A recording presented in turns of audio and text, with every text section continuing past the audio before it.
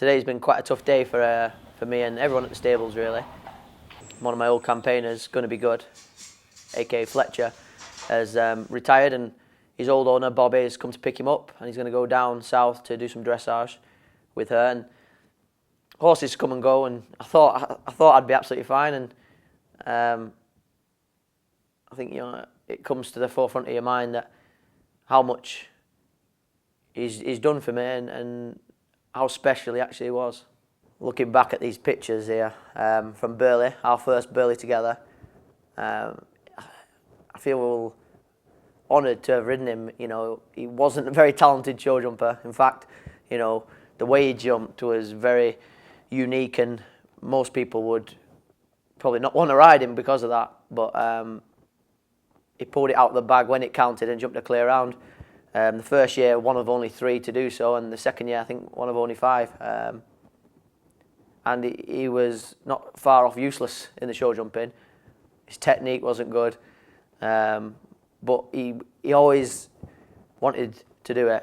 He had a big heart, and he seemed to always try when it counted. And it's amazing that a horse that finds it so difficult could bring it together like that.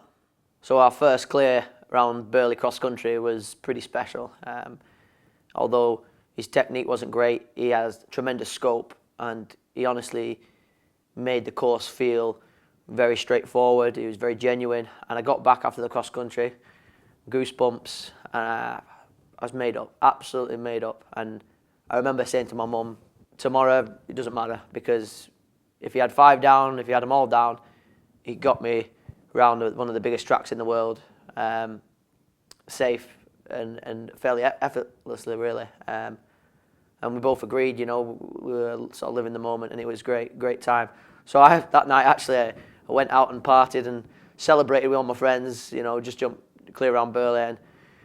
And some of them were saying, come on, get to bed. And deep down, I thought, I knew to myself, what's the point? So that kind of thing. He's going to knock them all down anyway. He's going to be tired tomorrow, and he ain't a good jumper anyway. But I remember walking up to the collecting room thinking, just focus on what we'd done at home. And I didn't do a lot of warming up, to be honest. I think I jumped 4 fences, and he knocked every one of them down.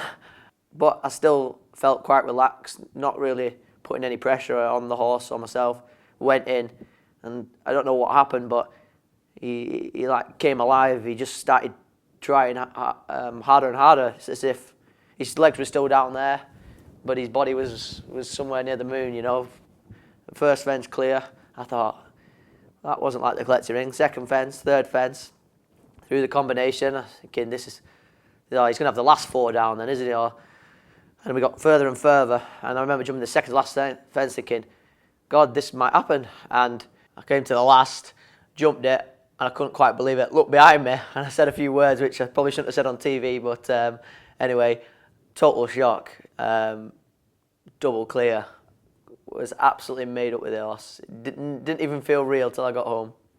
I suppose what Fletcher and some of my other 4-star horses I've ridden has taught me is that, all 3 of those are very different and not your average 4-star event horse. Fletcher wasn't a great jumper.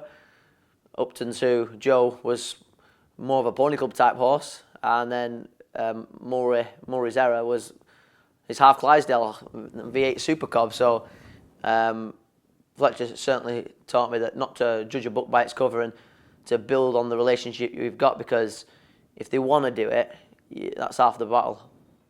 So he jumped 2 fantastic double clears around Burley, and last year, 2014, he had a small injury the year before. Came back looking really well, and I thought, let's try and get one more big event out of him. We started his training, his fitting work, and all looked really good.